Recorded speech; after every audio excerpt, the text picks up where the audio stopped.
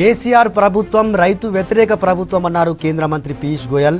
అన్ని రాష్ట్రాల మాదిరిగానే తెలంగాణ నుంచి రారైస్ తీసుకుంటామని స్పష్టం చేశారు. ఎన్నిసార్లు అడిగినా రారైస్ ఎంత ఇస్తారనేది చెప్పడం లేదని, రారైస్పై తెలంగాణ మినహా అన్ని రాష్ట్రాలు క్లారిటీ ఇచ్చాయని చెప్పారు మంత్రి. పంజాబ్లో మాదిరిగానే తెలంగాణలోనూ బియ్యం సేకరణ జరుగుతుందన్నారు. తెలంగాణ రైతులపై ఎలాంటి వివక్ష చూపించడం లేదని తెలిపారు. తెలంగాణ నేతలు అబద్ధాలు చెప్తున్నారని విమర్శించారు. రైతుల పట్ల టీఆర్ఎస్ నేతలు నిజాయితీగా ఉండాలని సూచించారు మంత్రి.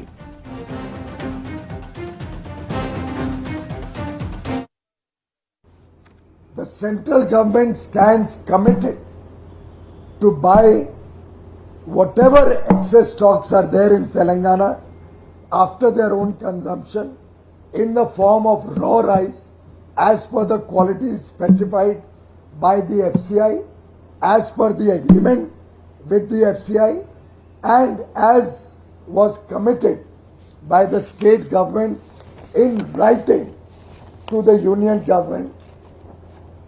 We stand by whatever commitment the government makes. The farmers of Telangana can rest assured that there is absolutely no discrimination, कोई भेदभाव नहीं है.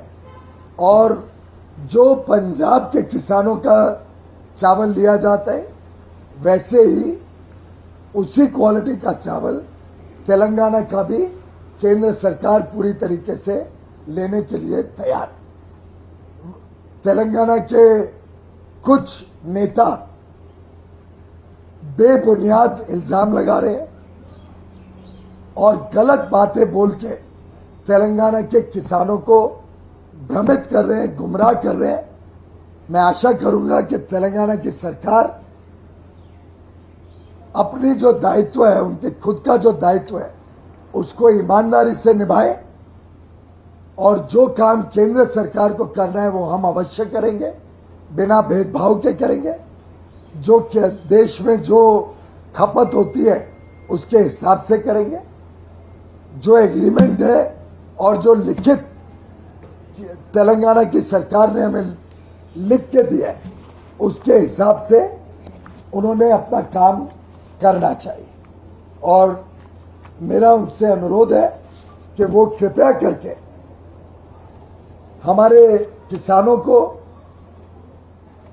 और तेलंगाना के हमारे भाई बहनों को गलत बातें बोल के गुमराह ना करें, उनको मिसगाइड नहीं करें. जैसा मैंने शुरुआत में भी कहा था, तेलंगाना में 2014-15 में मात्र 3,391 करोड़ की किसानों को भुगतान होता था 14-15 में. 6 वर्ष में KMS 2021 में मोदी सरकार ने 26,610 करोड़ रुपए वहां के किसानों को दिए. और मैं समझता हूं जो भी बातें तेलंगाना में प्रचार करी जा रही है वो बिल्कुल गलत है, बिल्कुल बेबुनियाद है. हमारी सरकार जो एग्रीमेंट है और जो लिखित रूप में तेलंगाना ने हमें दिया है उसके हिसाब से जैसा पंजाब में प्रोक्योरमेंट होता है वैसे ही तेलंगाना में प्रोक्योरमेंट कर रही है और आगे भी करते रहे.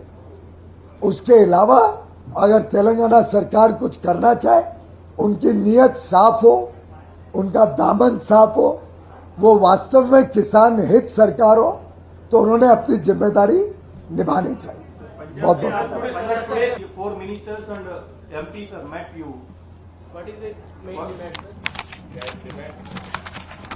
I have already told you what is the correct position.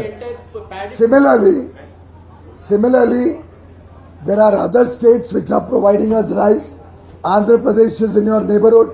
They are also giving us 25 lakh metric tons of rice. Odisha is giving us 10 lakh metric tons. All are giving us raw rice. Telangana, you will be very, I must share this with you. I feel very sorry that I have to inform you that we have been asking Telangana to come for the meeting and tell us how much raw rice they will be giving us. They are not even giving us the details. They are not even providing us the information of the quantity of raw rice. a meeting was convened by Secretary Food on 25th February. 25 फरवरी को secretary food ने सभी राज्यों की meeting बुलाई थी discuss करने के लिए कि क्या क्या खरीदा जाएगा और केंद्र सरकार को कितना चावल रॉ राइस के रूप में दिया जाएगा। तेलंगाना को भी विशेष पूछा कि आप कितना रॉ राइस दोगे रबी क्रॉप में से। एक फॉर्मेट होता है, उसमें लिखना होता है। सभी राज्यों ने उस फॉर्मेट को भर के हमें बताया कि कितना रॉ राइस देंगे। तेलंगाना ने आज तक ये नहीं बताया कि कितना रॉ राइस वो केंद्र को प्रोवाइड करेंगे।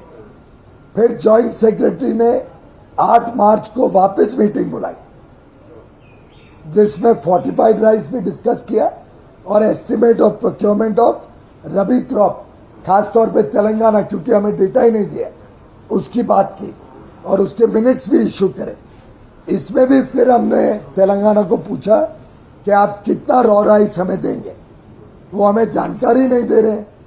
तो मैं समझता हूं ये किसान विरोधी सरकार है वहां पे और किसानों को भ्रमित करती, क्योंकि स्पष्ट उन्होंने हमको लिख के दिया कि हम आपको रॉ राइस देंगे। आज से 6 महीने पहले हो तो मैंने आप सबको बताया ही है। तो उसके हिसाब से हम जितना रॉ राइस देंगे हम लेने को तैयार। The central government stands committed to buy whatever excess stocks are there in Telangana after their own consumption in the form of raw rice as per the qualities specified by the FCI, as per the agreement with the FCI, and as was committed by the state government in writing to the union government. We stand by whatever commitment the government makes. The farmers of Telangana can rest assured that there is absolutely no discrimination, कोई भेदभाव नहीं है। और जो पंजाब के किसानों का चावल लिया जाता है वैसे ही उसी क्वालिटी का चावल तेलंगाना का भी केंद्र सरकार पूरी तरीके से लेने के लिए तैयार।